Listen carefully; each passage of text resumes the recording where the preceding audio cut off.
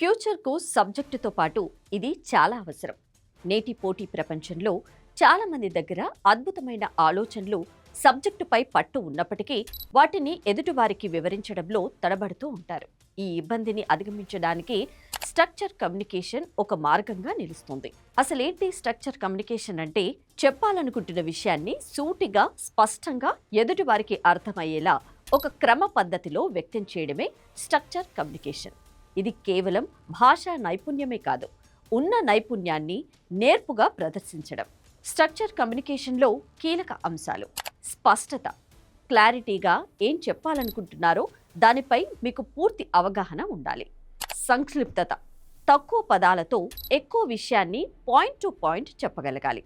ఇక కాన్ఫిడెన్స్, విశ్వాసం, మాట్లాడేటప్పుడు ఎదుటివారి కళ్ళల్లోకి చూస్తూ బెరుకు లేకుండా సంభాషించాలి. వినడం, మంచి కమ్యూనికేటర్ అంటే కేవలం మాట్లాడడమే కాదు, ఎదుటివారు చెప్పేది శ్రద్ధగా వినడం కూడా.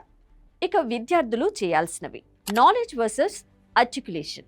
మీకు ఎంత తెలుసు అనే దానికంటే తెలిసిన దాన్ని ఎలా వివరిస్తున్నారు అనేది ముఖ్యం. క్యాంపస్ నుండే సన్నద్ధం, క్లాస్ రూమ్ చర్చలు, సెమినార్లు, ఇంటర్న్షిప్ల ద్వారా మాట్లాడే సామర్థ్యాన్ని పెంచుకోవాలి.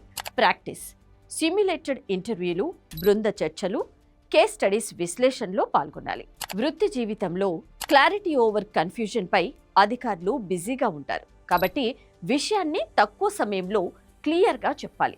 మీ షార్ట్ కట్ స్పీచ్ వారికి నచ్చితే లోతుగా వివరించమని అడుగుతారు. ప్రొఫెషనల్ ఈమెయిల్స్ రాసేటప్పుడు సబ్జెక్ట్ లైన్ నుండి డెడ్ లైన్ వరకు ఒక క్రమ నిర్మాణం ఉండాలి. టీమ్ వర్క్, ప్రాజెక్ట్ మీటింగ్లో మీ ఆలోచనలు లాజికల్గా చెప్పాలి. ఎదుటివారు అడగబోయే ప్రశ్నలను ముందే ఊహించి సిద్ధమవ్వాలి. సబ్జెక్టు పరిజ్ఞానం మిమ్మల్ని ఇంటర్వ్యూ వరకు తీసుకెళ్తుంది, కానీ ఆ పరిజ్ఞానాన్ని ప్రభావవంతంగా చెప్పగలిగే స్ట్రక్చర్ కమ్యూనికేషన్ మాత్రమే మీకు ఉద్యోగంలో విజయాన్ని అందిస్తుంది. ఇది నిరంతర సాధనతోనే సాధ్యమవుతుంది.